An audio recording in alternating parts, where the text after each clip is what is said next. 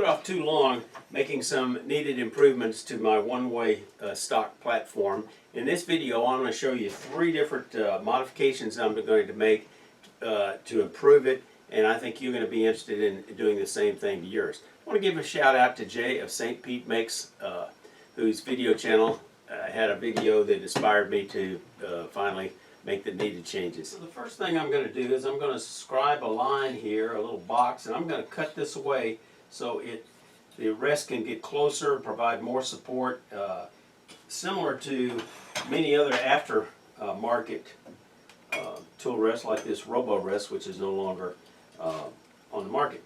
So first thing I want to do, I've got an 1.5 inch wheel, so I need to give an allowance for that. I'm going to add maybe 1/8 of an inch on each side.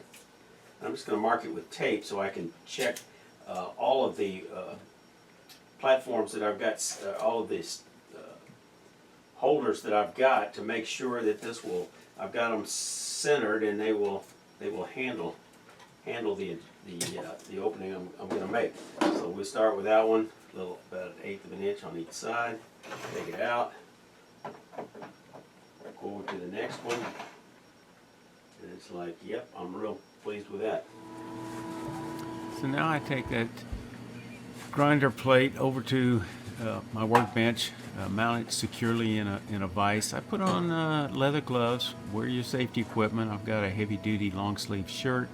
I've got on a face shield. Don't rely on safety glasses. I had a little chip fly up on a previous project, nicked my cornea, had to go to urgent care. Not a serious problem. I put drops in it for about a week. If you don't know how to use this standard angle grinder, if you don't know how to use an angle grinder, there's a number of videos out there that describe the different kind of wheels. In this case, I'm using a metal slicing wheel, and I'm just here I'm using a keeper bar to kind of tighten up the handle on the vise, and I've rearranged it a little bit. So just nibble away and slice it down cleanly on each side, and then nibble away in the middle. Keeping in mind that this particular type of metal slicing blade is not the kind of blade you want to use for smoothing it out. For that, there are other grinder blades. And I just keep working it and chopping at it and getting rid of some of those pieces. It leaves me with a fairly jagged edge that I've got to clean up with a combination of using a file, or I do some of it on the 8-inch grinder using a aluminum oxide wheel. Do not use your CDL wheel to clean up that space.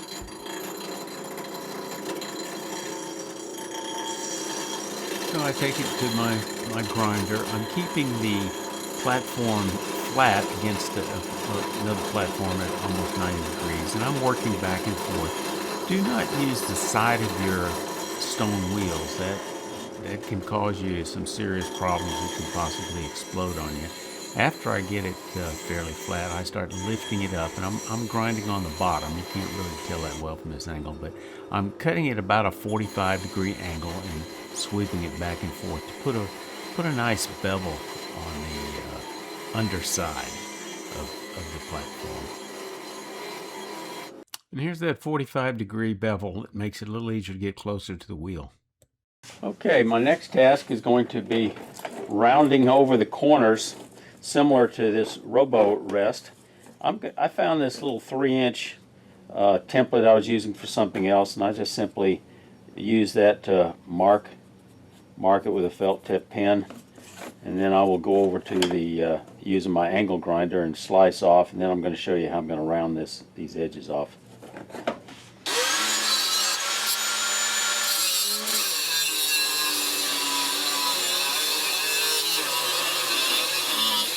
Okay, I think this is time to throw out this wheel, but I'm switching to a flap sander. I got this idea from Richard Raffin. This is what he uses to cut the feet on his tripod bowls, and this is for metalworking, not really, could be used for wood or metal. And I'm going to use this to kind of smooth out the corners. Okay, I've got the wheel changed out. Time to put on my gloves, put on my face shield.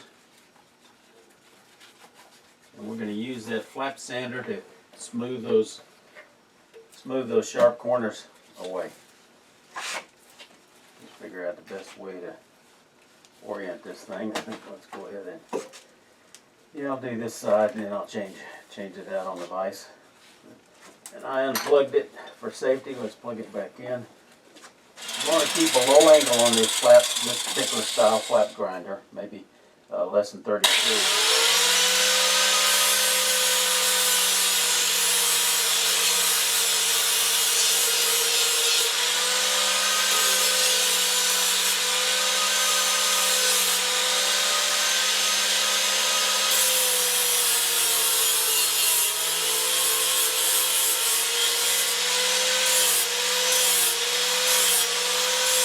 I used a 40 grit wheel because I thought that'd take off wood faster. It's very aggressive on this metal. I probably would have, if I was buying one for this, I'd probably go up to 60 grit.